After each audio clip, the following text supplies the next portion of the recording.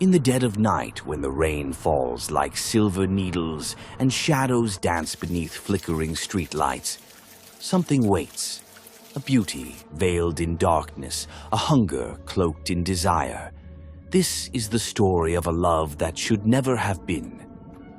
The night I first saw her, the rain poured like silver needles from the sky, turning the city into a hazy, shimmering nightmare. I had been walking home from a late shift at the bar, the chill of early winter biting through my jacket.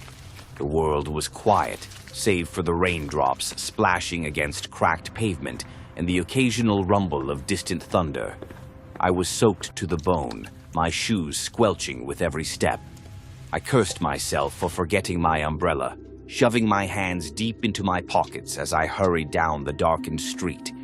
The air smelled of wet earth and something sweeter, like roses left to rot. I saw her standing beneath the flickering street lamp, the pale glow painting her in ethereal shades. She was beautiful in a way that didn't make sense, delicate and otherworldly, with skin so flawless it looked carved from marble. Her hair tumbled over her shoulders in raven black waves, eyes a striking emerald that seemed to see through me. She wasn't dressed for the rain, wearing only a thin black dress that clung to her frame. Yet she didn't seem bothered by the cold or the downpour. She just stood there, still and graceful, as if the rain dared not touch her. "Are you lost?" I asked, my voice thick and clumsy. I wasn't used to speaking to beautiful women, especially ones that appeared out of nowhere in the dead of night. She tilted her head, a small, amused smile curving her lips. "Perhaps," she said, her voice like velvet. "Or maybe I was waiting for you." A chill raced down my spine, but not from the cold. Something about her voice pulled at me, like a forgotten melody. "What's your name?" I asked. "Seraphine," she replied, her eyes never leaving mine. "And yours?" "Daniel." She took a step forward, her movements impossibly smooth. "You're soaked, Daniel. You shouldn't walk in the rain like this. It could kill you."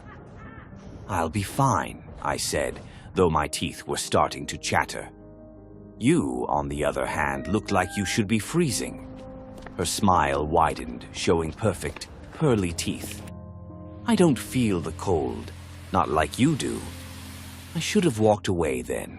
I should have ignored the allure of her gaze, the hypnotic lilt of her voice.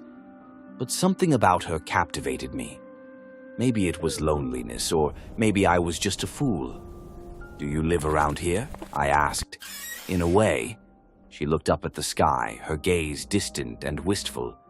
"But tonight, I find myself without shelter. Want to come inside? I live just down the street. It's not much, but it's warm." The words left my mouth before I could even consider the consequences. Inviting a beautiful stranger into your home in the middle of the night wasn't the wisest decision, but logic had no place in the spell she cast over me. Her eyes glowed with something that looked like hunger. I would like that very much. We walked in silence to my small apartment, her presence beside me both soothing and unnerving. I couldn't stop glancing at her, afraid she would vanish if I looked away for too long. Inside, the air was thick and stale, but at least it was dry. I fumbled with the lights, the yellowish glow flickering to life and bathing the cramped room in its sickly hue.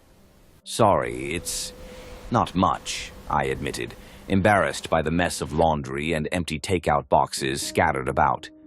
"It's perfect," Seraphine said, her gaze sweeping over the room before settling on me.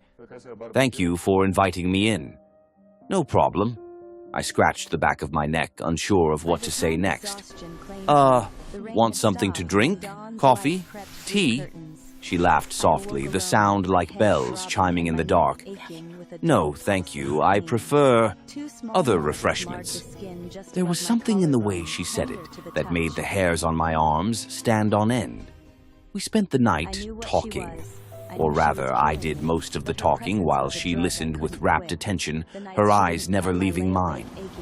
I told her about my dead-end job at the bar, my failed attempts at college, my lonely nights spent drowning myself in cheap whiskey. She listened as if every word I spoke was poetry. By the time exhaustion claimed me, the rain had stopped, and dawn's light crept through the thin curtains.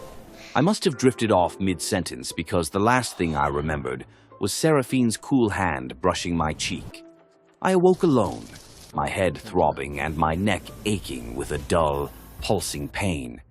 2 small marks marred the skin just above my collarbone, tender to the touch. I convinced myself it was just a weird insect bite. What else could it be? I didn't see her the next night, or the night after, but she returned eventually, always finding her way to my door when the city was wrapped in darkness, and each time I welcomed her inside.